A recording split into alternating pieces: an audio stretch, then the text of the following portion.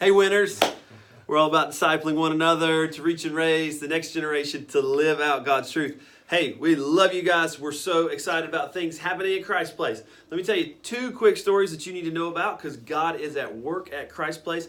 Sunday was an amazing, amazing Sunday. We had, maybe 13, 14 people that want to get baptized and get their baptism right with the Lord. Some of those are salvation. Some of those are people that are getting on the right side of their baptism. Really cool story in the connection room. And I want y'all to hear that connection room. It's so important that you make sure that first-time visitors or people that are visiting the church make their way to the connection room. It lets us define those spiritual relationship with the Lord. It lets us have those spiritual conversations. But in the connection room Sunday, a man that's been part of our church for a long time was just struggling with his baptism. And we got to talk about it, and he's going to get that right. He is scheduled for baptism soon. And then I had the great opportunity to go to our Your Place class. It was week 1, and these are people that are interested in membership. And I just loved hearing the stories about how passionate these new people are about what God's doing at Christ Place, how they see God's hand moving at Christ Place. And we asked them the question, how did you get here? And every single person, you know how they got there? You ready for this? This is crazy. It's going to shock you. Somebody invited them. A friend invited them. Somebody invited them to Christ Place. That's how people get there. So invite the people. We are so pumped about what God's doing. Hey, we wrote a question up here. This is a question that Pastor asked our staff the other day. It really just stuck with me, and I wanted to pass it on to you. He said to us, is our church, would you consider our church a praying church? And, it sparked a lot of good discussion about how we can do a better job as a church of being a praying church. But let me ask you this question about your group. Would you consider your group, if somebody came in there for the first time and they were evaluating your group, would you consider your group a praying group? That's one of our 5 things that makes up a group at Christ Place is that they pray together.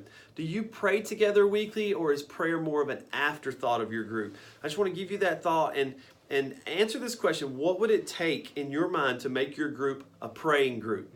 And then let me ask you, why not do that thing? Why not do what it would take to make your group a praying group? So that's just a thought I want to give you. Andrew's got some really important information. Yeah, so I'm having a lot of questions about the Trailhead from this past Sunday. Many of you came by the group's alcove, and maybe you weren't able to get one of the Trailhead books. We'll have plenty of those for this Sunday, so definitely stop by and get one of those. That is to be used within your small group, just at some point within that. If you're doing a separate study, like I was talking to a leader today, he said that they were going through the book of Mark, and he just had some questions about, is this supposed to take the whole time or just a few minutes? And I encouraged him. I just said, hey, listen, we're not trying to take away or add to. We just want you to, use this for a few minutes and really go through that and try to take that Trailhead and have each one of your group members have one of those. So make sure you come by, grab enough for your group to be able to, so they can use it each and every single week. Also, Rick and I write the sermon-based small group notes. They're very discussion-based. I know we've talked about this a lot in the past, but those are good questions for you to use while you're going through that in your Trailhead. Now, if you're doing sermon-based already and you're very familiar with it, it's going to be very easy for you to just incorporate the Trailhead book in there with it as well. But for those that are doing something completely different, this just take 10, 12 minutes, something like that. Go through baptism, really have some of these questions asked. It sparked a lot of really good discussion, even in our home groups as well, just kind of reminiscing about our baptism day. And then it really drove out some of those questions about baptism that we can use to disciple those that are even on our 5 list. So make sure you use that. It's a good tool. Just take 5 or 10 minutes.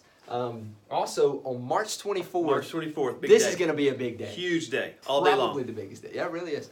So we have roughly 40 plus or so baptism already scheduled for that day. Plus, we're going to have a spontaneous baptism. I mean, we're praying God's going to bring 50 or more 60 baptisms for that day. It could be incredible. Then, that afternoon, we have Man Church. Man Church is going to be great. Couple of things we need. We're going to be emailing some Bible Fellowship leaders to maybe bring a cooler with some drinks in it for that afternoon. We're going to tailgate from 3 to 5:30. We have a 3-on-3 men's tournament, basketball tournament. We have other tailgating things. It's just a time for community and fellowship. It's going to be a great day. We really are going to have a lot of fun, but we need some buy-in from our small groups as well. So we're going to be emailing that out to you. So just be looking for that at some point this week. Going to be awesome. Can't wait to see you guys Sunday.